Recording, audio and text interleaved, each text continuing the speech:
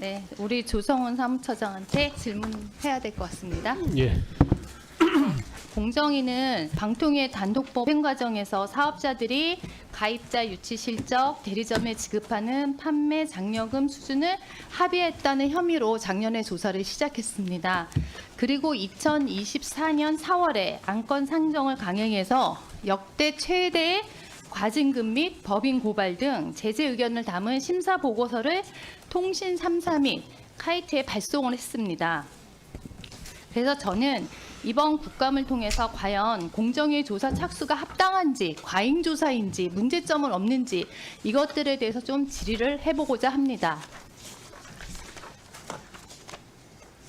지금 공정위 입장을 보면 순중감 건수를 공동으로 조정했다 하는 공정위의 의견이 있는데 동의하십니까? 이 부분에 대해서 저희가 뭐 입장을 표명한 적이 있고요. 저희 의견도 낸 적이 있습니다. 그래서 그거에 대해 그러니까 공정위의 의견에 동의하시는지요? 전체적으로 동의하기는 좀 어려울 것 같습니다.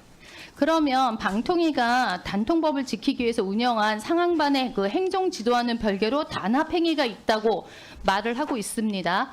그런데 방통위의 입장은 담합이 아니라는 입장이시죠?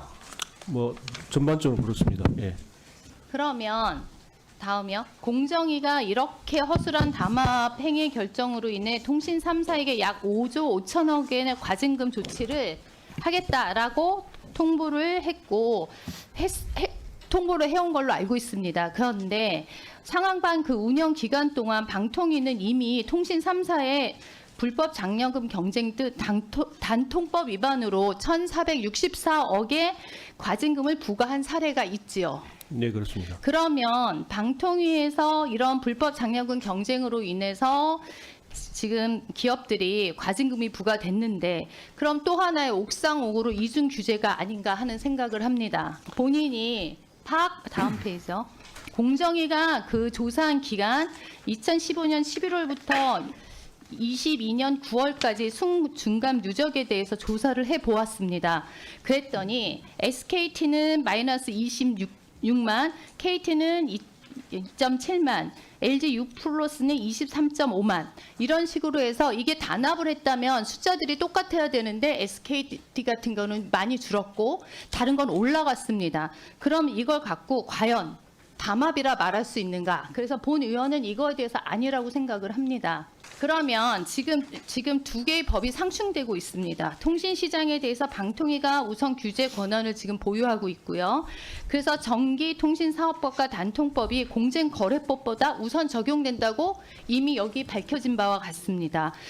그리고 또한 2009년 2월에 방통위 공정위가 통신시장 불공정행위 중복규제 해소를 위한 MOU를 체결한 사례도 있습니다. 결국은 방통위의 주장대로라면 단통법에 따라 방통위가 설정한 그런 장려금 기준을 지키면 공정이 제재를 받는 그런 어이없는 상황이 저는 된 거라고 생각을 합니다.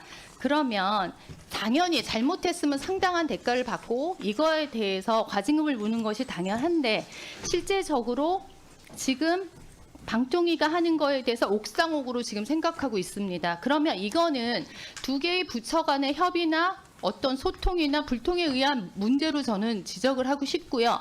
이 사이에 낀 통신 3사들이 피해를 보는 형국이 될 수도 있다고 생각을 합니다.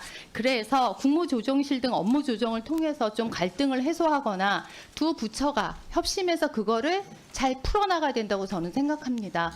그래서 이런 식으로 우리가 앞으로 뭐 이 통신 3사가 AI나 ICT나 이런 쪽에 투자를 해야 되고 앞으로 할 일이 무궁무진하다고 생각합니다. 이런 규제들 속에서 좀 상충되는 법, 또 상충되는 그 부처들의 그 사이에서 이런 피해를 보지 않기를 바라는 마음에서 제가 이 얘기를 하고 있습니다. 이거에 대해서 앞으로 방통위 입장은 어떠신지요? 사실 공정위에서 담합조사한 이 부분에 대해서는 저희가 수차례 우리 의견을 개진했고요. 담합으로 이제 보기 어려운 측면 그리고 행정지도에 따른 방통위 행정지도에 따른 거라는 설명을 제가 직접 조사관리관까지 만나서 얘기한 적도 있고요. 뭐 그렇게 저희 나름대로는 뭐 우리 입장을 충분히 전달한다고 노력했습니다. 그래서 이거